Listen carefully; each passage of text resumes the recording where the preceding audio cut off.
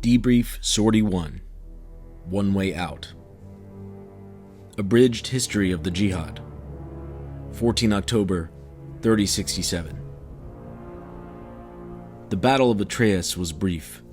The word of Blake's surprise attack on the Free Worlds League capital resulted in the capture of Eternity's Gate starport, along with a plethora of military equipment and prisoners of war.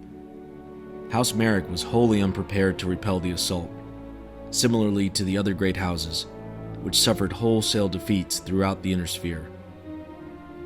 Fortunately, Captain General Thomas Merrick, leader of House Merrick and the Free Worlds League, was successfully evacuated.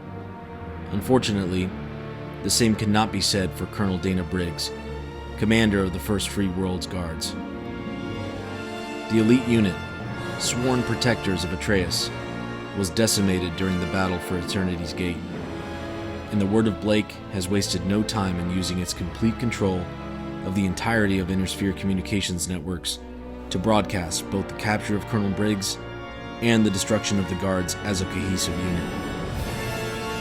What few lances and support units remain of the Guards, along with only a few members of its battle staff, successfully evacuated Atreus with the critical support of their contracted mercenary company, Amex Platinum.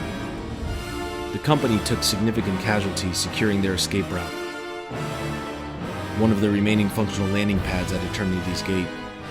They slowed Comstar's assault force across the wreckage of the starport for just long enough for transport carriers from the FWS Retribution to land and extricate the company and the meager guards that escaped the enemy's all-out attack on HQ Alpha. Luckily for the company, while they lost 5 battle mechs, all of those destroyed units saw their pilots eject safely.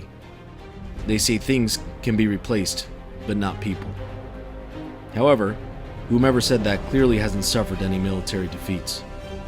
Mechs are expensive, and they weren't going to replace themselves.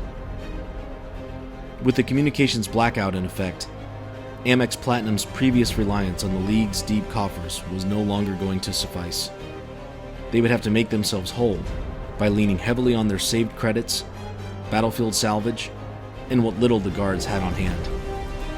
For all intents and purposes, they now had to fight for every opportunity to refill their wallets. With the word of Blake in control of Sphere Digital Net and the capitals of all the great houses, the only easy day was the day before yesterday. FWS Retribution, with its passengers on board, made a hasty exit out of Atreus' orbit. Its associated space fighter wing provided cover, while the capital ship carrier blasted its way through the ongoing orbit of battle, using line-of-sight communications to coordinate with the decimated League fleet. Retribution's skipper, Captain Stephen Eisenhower, led an effective fighting retreat, orchestrating a combined FTL jump with one surviving escort, the FWS Intrepid, first of its class, a cruiser fleet escort. Together, they jumped to a remote system of little strategic importance, assessing that the Blakeists would not be present. They were vindicated upon their arrival to the Ionis system, barren of much activity or life.